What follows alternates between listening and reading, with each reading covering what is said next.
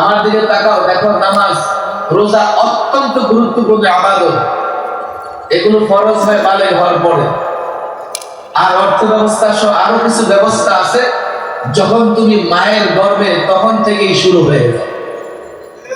খাবার দাবার পোশাক পরিচ্ছদ দুনিয়াতে আসলেই শুরু, নামাজ ফরজ হয় বালেগ হওয়ার পরে।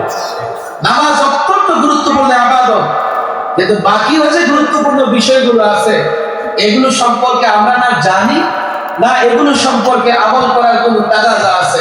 কয়টা গেছে? কয়টা? ক্লান্ত হয়ে গেছো? আবার হাত তোলা, সর্বশেষ কয়টা গেছে? আরো জোর বলো, কয়টা? 5 নাম্বার কি বলছিলাম? আদাব। আদাব মানে আদাবও 3টা, তবে আদাবের বিষয়টা প্রথম বিষয় আখলাক। কি আখলাক? অর্থ কি? চরিত্র। আখলাক কি? আচ্ছা, চরিত্র দেখা যায়? চরিত্র দেখা যায়, এর আভ্যন্তরীণ বিষয়। এটা কি বিষয়? এই চরিত্র কয় প্রকার? 2 প্রকার। সৎ চরিত্র, বলো বলো, সৎ চরিত্র। সৎ চরিত্রকে আমাদের তাসাউফি ভাষায় বা যারা পীর মুরিদান আছেন তারা এই কথা বলে থাকেন, সৎ চরিত্র মানে আখলাকে হাসানা বা আখলাকে হামিদা। অসৎ চরিত্র আখলাকে সাইয়্যিআ বা আখলাকে রাজিলা।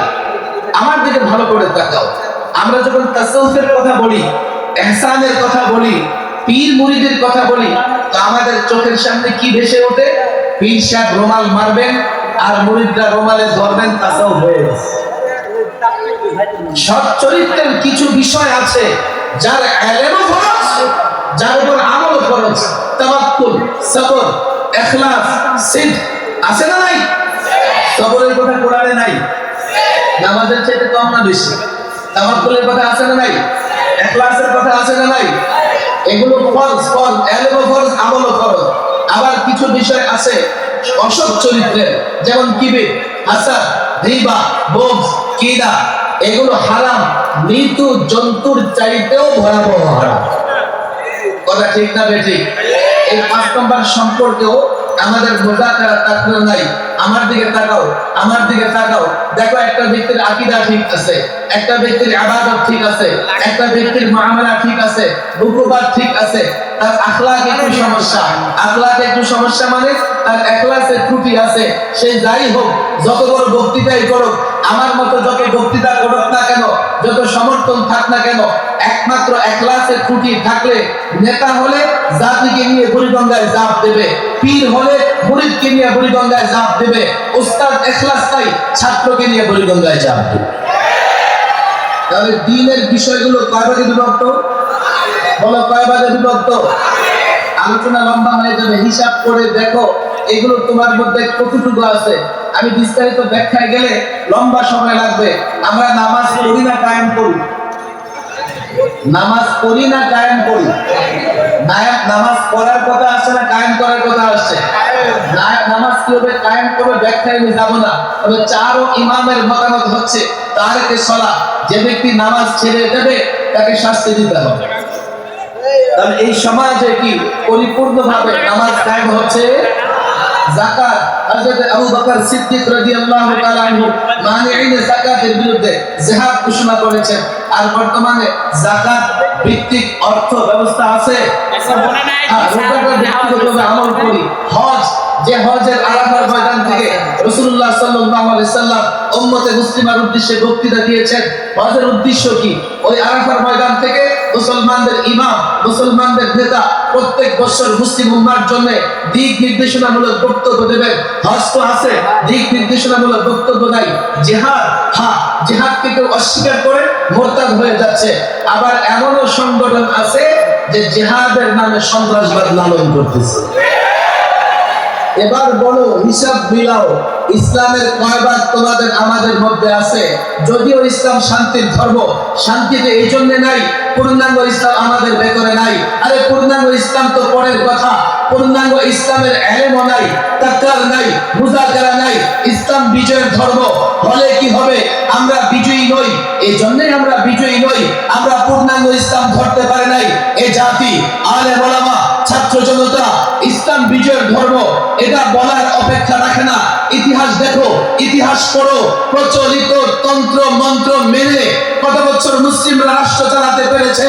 বাংলাদেশ বাংলাদেশ কিংবা এর আগে পাকিস্তান, এই যে মুসলিম কান্ট্রি গুলো রাষ্ট্র পরিচালনা করতেছে তন্ত্র মন্ত্র মেনে, বরং তন্ত্র মন্ত্র মানবার কারণে পরোক্ষভাবে প্রত্যক্ষভাবে পশ্চিমাদের গোলামে পরিণত হয়েছে।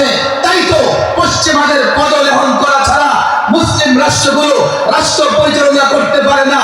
তুমি জানো, ইসলাম ধরো, ইসলাম মানো, রব্বে কাবার কসম করে বলি, যতদিন ইসলাম মেনেছি, ইসলাম ধরেছি, গোটা পৃথিবী 50 বছর নয়, 100 বছর নয়, 1000 বছর মুসলমান শাসন করেছে। আমরা মুখে বলি, চিৎকার করি, তোমরা ইতিহাস জানো না, এজন্য আমাদের বিরোধিতা করো। ইসলাম দিয়ে মধ্যপ্রাচ্য নয়, দক্ষিণ এশিয়া নয়, স্পেন এক তারিক বিন জিয়াদের নেতৃত্বে যেদিন থেকে স্পেনে ইসলামের পতাকা উড্ডীন হয়েছে, 782 বছর তোমার পূর্বপুরুষ মুসলিমরা স্পেন ইউরোপ শাসন করেছে। এই যুবক, তুমি ইতিহাস জানো না, ইতিহাস জানো না। তুমি মনে করো আমেরিকা সুপার পাওয়ার, কতদিন রাজত্ব চালাচ্ছে আমেরিকা? সুপার পাওয়ার কয়দিনের? তুমি মনে করো ব্রিটিশরা সুপার পাওয়ার, আমাকে বলো কয়দিন রাষ্ট্র চালাতে পেরেছে? সোভিয়েত ইউনিয়ন, সাবেক সোভিয়েত ইউনিয়ন কয়দিন তার রাজত্ব ধরে রাখতে পেরেছে? তোমরা বলবে Tel Aviv, Delhi, Shanghai, China.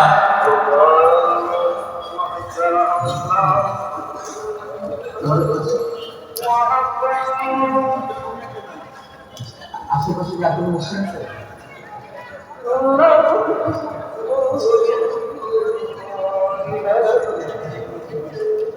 আমি শেষ করব, বন্ধ করতে হবে।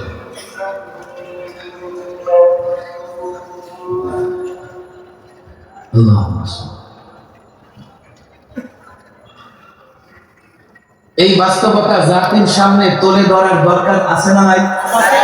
আমি ছাত্রদের বলি, দেখো, দাওয়াতের ময়দান, দাওয়াতের ক্ষেত্র 3টা। কয়টা? এক হচ্ছে যে ওয়াজ মাহফিলে তোমাদের দাওয়াত দেই, সাধারণ যুবকদের দাওয়াত দেই। ভালো করে বোঝার চেষ্টা করো। ওয়াজ মাহফিলে যারা আসে, মাদ্রাসায় আমাদের কাছে যারা পড়তে আসে, আগে থেকে ওরা আমাদেরকে ভালোবাসে, আমাদের নীতি আদর্শ মতবাদকে সমর্থন করে। কথা ঠিক না বেঠিক? এটা একটা ময়দান। দ্বিতীয় আরেকটা ময়দান, স্কুল, কলেজ, ইউনিভার্সিটির ছাত্র, শিক্ষক, ব্যবসায়ীরা মাহফিলও আসে না, আলেমদের সঙ্গে সম্পর্ক রাখে না। ওই জায়গায় দ্বীনের কাজ করার, দ্বীনের দাওয়াত দেওয়ার দরকার আছে না নাই? সেখানে এইভাবে দাওয়াত দিলে ওরা গ্রহণ করবে? সেখানে যুক্তি, দলিল, প্রমাণ সাপেক্ষ তাদের সামনে ইসলাম তুলে ধরতে হবে। তৃতীয় আরেকটা জায়গায় যেখানে মাঝে মধ্যে আমি যাই, এটা হচ্ছে টক শো। আছে না নাই? একজন আমাকে ডাকবে, কিন্তু নাস্তিকদের সঙ্গে বিতর্ক এই উদ্দেশ্যে করি না যে ওদের হেদায়েত হয়ে যাবে। আল্লাহ চাইলে হেদায়েত হতে পারে। বিতর্ক এই জন্যই করি, নাস্তিকরা যেই ধরনের প্রশ্নের মাধ্যমে জাতিকে বিভ্রান্ত করতে চায়, জাতির ঈমান চুরি করতে চায়, সেই প্রশ্নের উত্তর যদি দেওয়া যায়, তাদের হেদায়েত হোক আর না হোক, অন্তত সাধারণ মানুষ বিভ্রান্ত হবে না, সাধারণ মানুষ ইসলাম নিয়ে সন্দেহ পোষণ করবে না। আমি ছাত্রদের বলি, দেখো, এই 3 ময়দানে দ্বীনের কাজ একইভাবে করা যাবে না। আমি তাকে যোগের চ্যালেঞ্জ বলি। যোগের চ্যালেঞ্জ কি? সাধারণ স্কুল কলেজের ছাত্রদের সামনে দ্বীন উপস্থাপন করতে হলে তোমাকে একটু অতিরিক্ত যোগ্যতা অর্জন করতে হবে। সেটা কি? ইসলাম এবং অন্যান্য ধর্ম, ইসলাম এবং অন্যান্য তন্ত্রের মধ্যে একটা তুলনামূলক বিশ্লেষণ দাঁড় করে দেওয়া। আমি আকীদার কথা বললাম, বিশ্বাসের কথা বললাম। এদেশে এমন অনেক লোক আছে যাদের কাছে বিশ্বাসের কোনো মূল্য নাই। তাদের সামনে ইসলামের বিশ্বাস, তার যুক্তিযুক্ত অবস্থান, তার যৌক্তিকতা তাদের সামনে তুলনামূলক তুলে ধরতে হবে। আমি ইবাদতের কথা বললাম, তাদের কাছে ইবাদতের মূল্য নাই। আমি ইসলামী অর্থ ব্যবস্থার কথা বললাম, তারা বলবে যে না, এই যুগে ইসলামী অর্থ ব্যবস্থা চলে না। প্রচলিত অর্থ ব্যবস্থা একদিকে রাখো, আরেকদিকে ইসলামী অর্থ ব্যবস্থা রাখো। প্রচলিত অর্থ ব্যবস্থার চাইতে ইসলামী অর্থ ব্যবস্থা উত্তম। যুক্তি, দলিল, প্রমাণ, বাস্তবতা দিয়ে তাকে বুঝাতে হবে। তবে ঠিক না বেঠে? একদিকে তুমি প্রচলিত বিচার ব্যবস্থা রাখো, আরেকদিকে ইসলামী বিচার ব্যবস্থা রাখো। প্রচলিত বিচার ব্যবস্থার মাধ্যমে অপরাধ প্রবণতা দমন করা যাবে না, ইসলামী বিচার ব্যবস্থার মাধ্যমে অপরাধ দমন করা যাবে যুক্তি, দলিল, প্রমাণের মাধ্যমে। ওই দুই ময়দানের লোকদেরকে বুঝাবার দরকার আছে না?